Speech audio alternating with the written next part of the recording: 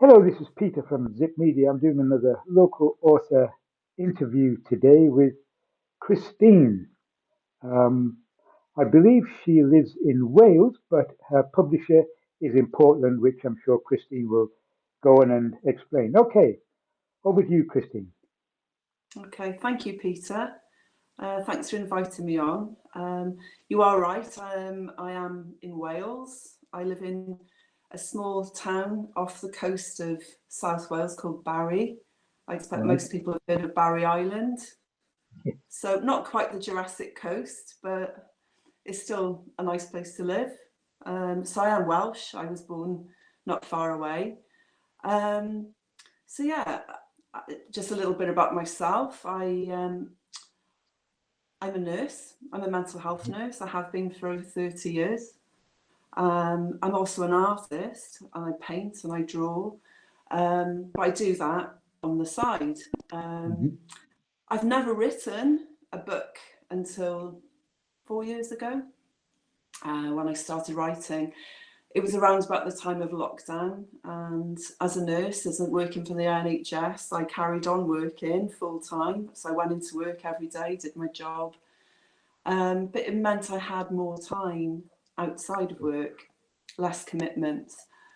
And I was getting a surge of creativity. I started to paint more, doing lots of art to do with pagan gods and different kind of, I don't know, just lots of paintings. And the inspiration flowed, and I started to feel inspired to write. I literally woke up one day with a book, and I can't describe it any other way.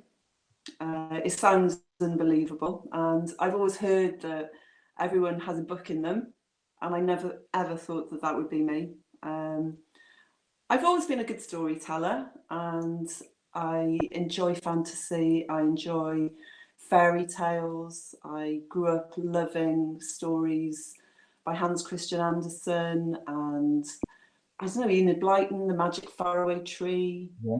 The Magic Wishing Chair. I loved all those kind of books, but also Roald Dahl. I loved funny stuff. I loved magic, mystery. So that's the genre I always loved. So that's where I grew up reading. I've always loved to read. So anyway, I woke up one day and I thought I'm going to write a children's book. And I thought mainly it was going to be illustrations because that's what I do. I paint and I draw. And I thought, I could just do a story to go with that. So that was what I woke up thinking. And that evening I started writing. And I thought it was going to be a children's book, a short story. It turned out to be a novel. And it just went from strength to strength. I started writing on my iPad. Any given moment I would just write and it just flowed and I had a story. And this story, I suppose, is a modern day fairy tale. And the protagonist is a young girl, she's 12 years old, her name is Misty Morgan. The name is quite important to me. I'm a Morgan, my mother is Morgan, even though I'm now a Delahay. But it's a very strong Welsh name, it's got good connotation to me. And Misty, I like the sound of the elements, the water, the air. It felt right. So I thought, right, she is going to be the main character. But it's a story about a little girl who lives a very troubled life and she's undergone a lot of trauma. She's lost her family. She lives with her father who's drinking a lot and he's struggling. But she doesn't realise what's going on behind the scene. And she doesn't realise a lot of things. She finds out from a cat called Shadow. Now, I have a cat called Shadow, so he was my inspiration. A big black fluffy cat comes to her one day and she finds out that she's not just Misty Morgan, but she is the witch. She's a witch of Alphamay. And that's the book's title, Misty Morgan, Witch of Alphamay. There's a lot more to it. It's quite a big book. I'll just show it to you now. It's, So I've done the cover. I've done all the illustrations inside. It's all my artwork. But the story is very important to me. It became like a baby, I suppose, because I birthed this story, which has got a lot of symbolisms, a lot of my inspiration comes from my own imagination, but lots of research about things as well. She finds out that she can do whatever she needs to do to get by. It's a story of empowerment, really, Right. and having help from friends. And I don't want to give away the story too much. When I wrote it, it was going to be just a standalone book. And then I realised, no, this is a trilogy. There's more to it. There's much more that I can say and share. But it's an adventure. There's lots of magic in it. It's a typical fairy story, really, but in modern day. And it's got a good message of hope. And like I said, empowerment, really. So as the story evolved in my mind, I left it open-ended. I didn't have any idea about it being published. I didn't start the book to get it published. I started it just for my own, I don't know, just to get something out. I felt I needed to get out. And I wrote it, finished it, and what do I do now? So I shared it with a friend in work. She read it. She said, wow, this is great. Have you thought about getting it published? And I said, no, I have no idea where to start. And so I researched it. I wrote to a few agents. I got good feedback back, but they were busy. They wished me luck and all of this. Yeah. And one day, by chance, I stumbled across Beneficia Publishing through looking at Facebook.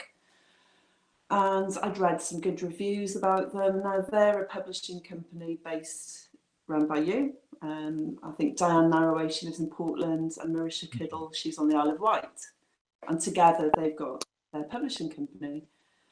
So this was, I don't know, 3 years ago now. I sent them a draft and they wrote back practically straight away saying that they had a children's section called Ginger Fire Press.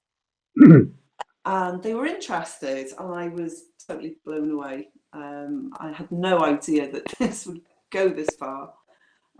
So the ball started to roll, and before I knew it, I had a book. They asked me to do the illustrations for the inside. I was lucky enough for them to want me to paint the cover, which I'd already done anyway. And that was that. And while all this was going on, I started writing the second book, the sequel. I had it all there in my mind. I knew where I had to get out. So I just started doing it. And before long, this adventure story, which is the middle part of the trilogy, this is called Misty Morgan, The Other World. Right. And this is more set in, let me explain. Alphamay, the word Alphamay, is an old Scottish word. It means fairyland.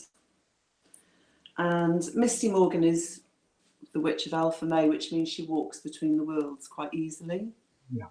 So she's able to access, in my language, in Wales, we call it Anufan, which is the other world. So in this book, she travels to the other world for lots of different reasons, okay, but I won't give the story away. This book is a lot thicker than the other one because I just got carried away. I'm really, really pleased with it. It's a little bit, I've been told, is a little bit like an Alice in Wonderland style story, really. Right. But this one is based in Wales because the first book, she's not in Wales, she's in England. The second book, she travels to Wales. There's a little bit of a Welsh context in there as well. I've used a few Welsh words, a few Welsh spells. Even her familiar, her cat, has a Welsh name called Crempog, which means pancake. These books, I forgot to say, they're aimed at age 9+. Right. But I know a lot of adults have read them and have enjoyed them, so that's really reassuring. So that's where we are, and I just got to thank Diane and Marisha really for having the faith in me, and the whole process has been absolutely incredible. Very The editing, simple, sorry, very, very simple, very, easy to do.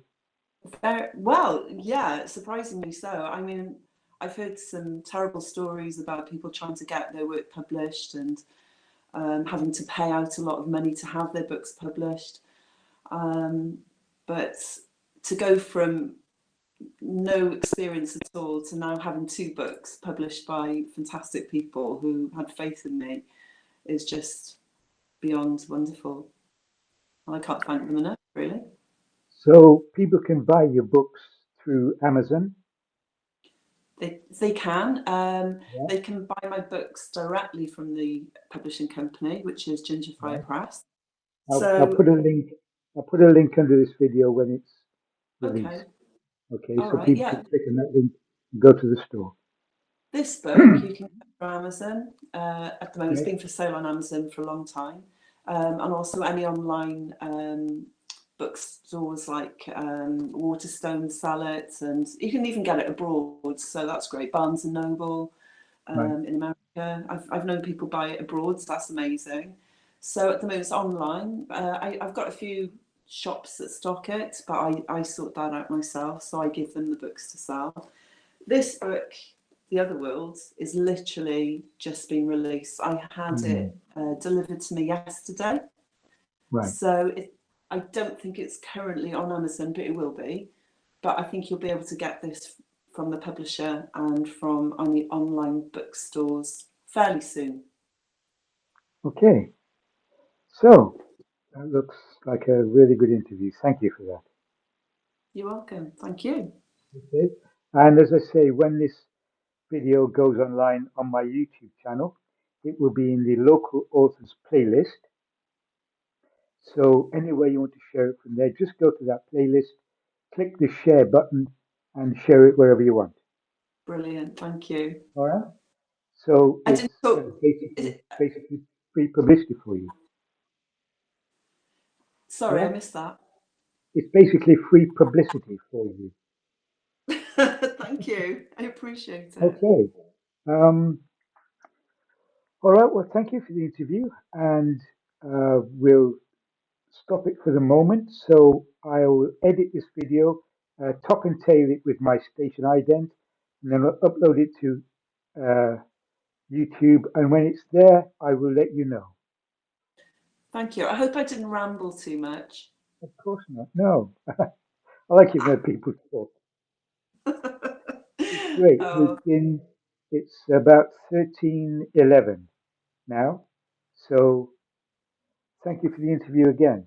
And I hope your book sales go well. thank you very much. All right. Bye for now.